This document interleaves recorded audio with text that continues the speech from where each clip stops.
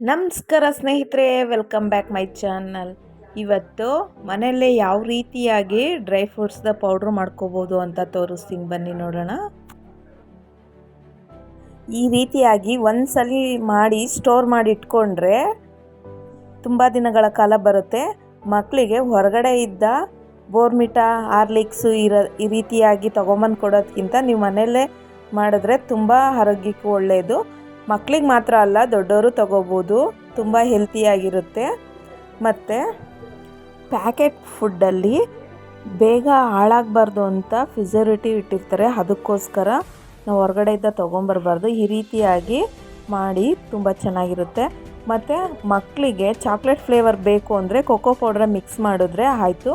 ದೊಡ್ಡವರಾದರೆ ಹಾಗೆ ತೊಗೋಬೋದು.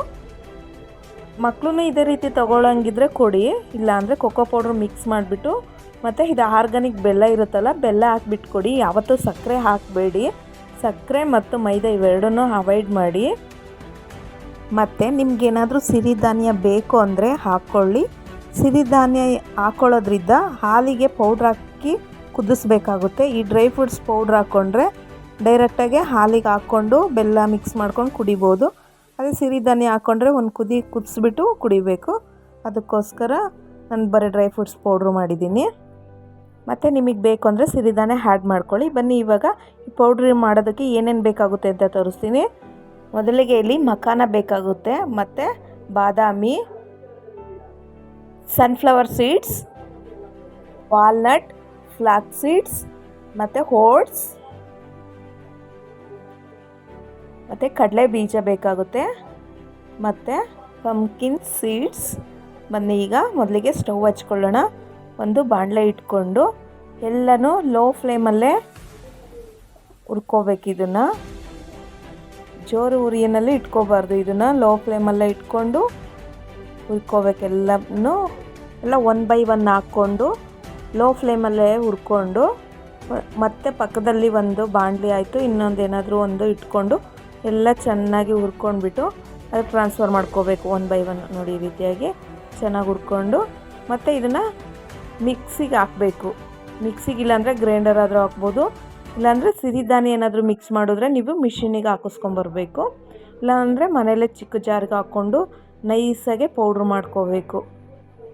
ಒಂದು ಬೌಲ್ ತಗೊಂಡು ಅದೇ ಅಳತೆನಲ್ಲಿ ತಗೋಬೇಕು. ಯಾವ ಬೌಲ್ ತಗೊಂಡಿದ್ದೀರಾ ಅದರಲ್ಲಿ ಎಲ್ಲ ಸಮ ಪ್ರಮಾಣದಲ್ಲಿ ತಗೋಬೇಕು. ಓಟ್ಸ್ ಮಾತ್ರ ಜಾಸ್ತಿ ಹಾಕ್ಕೋಬೇಕು. ಓಟ್ಸು ಮತ್ತು ಬಾದಾಮಿನ ಒಂದು ಬೌಲ್ ಹಾಕ್ಕೊಂಡ್ರೆ ಬೇರೆದೆಲ್ಲನೂ ಇವನ್ನ ಮಾತ್ರ 2 ಬೌಲ್ ಹಾಕ್ಕೋಬೇಕು. ಜಾಸ್ತಿ ಉರಿಯೋಕೆ ಹೋಗ್ಬಿಡಿ, ಅದು ಆಯಿಲ್ ಕಂಟೆಂಟ್ ಎಲ್ಲ ಬಿಟ್ಕೊಳ್ಳುತ್ತೆ. ಅದಕ್ಕೋಸ್ಕರ ಮೀಡಿಯಮ್ ಉರಿನಲ್ಲೇ ಸ್ವಲ್ಪ ಹುರ್ಕೋಬೇಕು. ಎಲ್ಲ ಹುರ್ಕೊಂಡಾದ್ಮೇಲೆ ಮತ್ತು ಇದು ಮಖಾನ ಏನಿರುತ್ತೆ ಅದು ಉರಿಬೇಕಾದ್ರೆ ಸ್ವಲ್ಪ ತುಪ್ಪ ಹಾಕ್ಕೋಬೇಕು. ತುಪ್ಪ ಹಾಕ್ಕೊಂಡು ಫ್ರೈ ಮಾಡ್ಕೋಬೇಕು. ಅದು ಉರಿಬೇಕಾದ್ರೆ ಗೊತ್ತಾಗುತ್ತೆ, ಸ್ವಲ್ಪ ಮೆತ್ತಗಿರುತ್ತೆ. ಫಸ್ಟು ತುಪ್ಪ ಹಾಕ್ಕೊಂಡು ಹುರಿದ್ಮೇಲೆ ಅದು ಸ್ವಲ್ಪ ಕ್ರಿಸ್ಪಿ ಆಗುತ್ತೆ. ನೀವು ಮುಟ್ಟಿ ನೋಡಬೇಕು, ಅದು ಹಿಂಗೆ ಮುಟ್ಟಿದಾಗ ಪುಡಿ ಆಗೋ ರೀತಿಯಾಗಿ ಹುರ್ಕೋಬೇಕು. ಎಣ್ಣೆ ಎಲ್ಲ ಹಾಕಬೇಡಿ, ತುಪ್ಪದಲ್ಲೇ ಹುರಿರಿ. ಬೇರೆನೆಲ್ಲ ಹಂಗೆ ಹುರಿಬೇಕು. ಮಖಾನಕ್ಕೆ ಮಾತ್ರ ಸ್ವಲ್ಪ ತುಪ್ಪ ಹಾಕಬೇಕು. ಮತ್ತು ಮಖಾನದಲ್ಲಿ ಹೆಚ್ಚು ಕ್ಯಾಲ್ಶಿಯಮ್ ಇರುತ್ತೆ. ಬೆನ್ನು ನೋವು, ಮೂಳೆ ನೋವು ಇಂಥವಕ್ಕೆಲ್ಲ ತುಂಬ ಒಳ್ಳೆಯದು.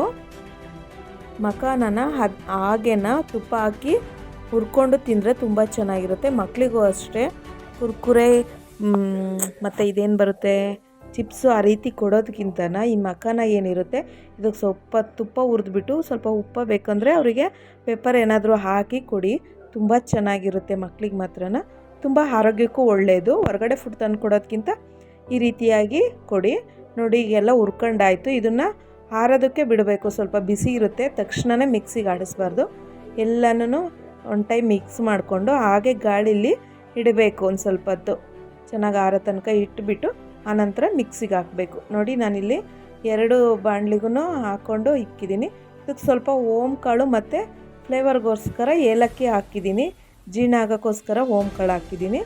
ಈಗೆಲ್ಲ ಬಿಸಿ ಆರಿದೆ. ಇವಾಗ ಇದಕ್ಕೆ ಮಿಕ್ಸಿಗೆ ಹಾಕ್ಕೊಂಡು ಚಿಕ್ಕ ಜಾರಲ್ಲಿ ಮಿಕ್ಸ್ ಮಾಡ್ಕೊತಾ ಇದ್ದೀನಿ. ನೋಡಿ ಮಿಕ್ಸಿಗೆ ಆಡಿಸ್ಕೊಂಡು ಪೌಡ್ರ್ ಮಾಡ್ಕೊಂಡು ತೋರಿಸ್ತೀನಿ. ನೋಡಿ ಈ ರೀತಿಯಾಗಿ ಆಗಿದೆ. ಇದನ್ನು ಈಗೆಲ್ಲ ಒಂದು ಬ್ರಷನ್ನು ತಗೊಂಡು ಅದಕ್ಕೆ ಇಟ್ಕೋಬೇಕು. ನೋಡಿ ಈ ರೀತಿಯಾಗಿ ಅದು ಆಯಿಲ್ ಥರ ಇರುತ್ತೆ, ಬಿಸಿದೆ ಹಾಕಬೇಡಿ, ಸ್ವಲ್ಪ ಆರಿಸಿದ ಮೇಲೆ ಹಾಕಿ ಅದು ಏನಿರುತ್ತೆ ಅದನ್ನೆಲ್ಲ ಉಂಡುಂಡೆ ಇರುತ್ತೆ ಅದನ್ನೆಲ್ಲ ಪೌಡ್ರ್ ಮಾಡ್ಕೋಬೇಕು ಕೈಯಿಂದನ. ಜಾರಿಗೆ ಎಷ್ಟಾಗುತ್ತೋ ಅಷ್ಟು ಸ್ವಲ್ಪ ಸ್ವಲ್ಪ ಹಾಕ್ಕೊಂಡು ಎಲ್ಲ ಮಿಕ್ಸಿಗೆ ಆಡಿಸ್ಬಿಟ್ಟು ಹಾಕ್ಕೊಂಡು ಎಲ್ಲ ಮಿಕ್ಸ್ ಮಾಡ್ಕೋಬೇಕು. ಮಿಕ್ಸ್ ಮಾಡಿಕೊಂಡು ಅದು ಆರೋ ತನಕ ಸ್ವಲ್ಪ ಬಿಡಬೇಕು. ಪೌಡ್ರು ಎಲ್ಲನ ಮಿಕ್ಸಿಗೆ ಹಾಕಿರ್ತೀವಲ್ಲ ಅದು ಬಿಸಿ ಇರುತ್ತೆ. ಬಿಸಿ ಎಲ್ಲ ಆರಿದ ನಂತರ ಅದನ್ನು ಒಂದು ಬಾಕ್ಸಿಗೆ ಹಾಕಿ ಸ್ಟೋರ್ ಮಾಡ್ಕೋಬೇಕು.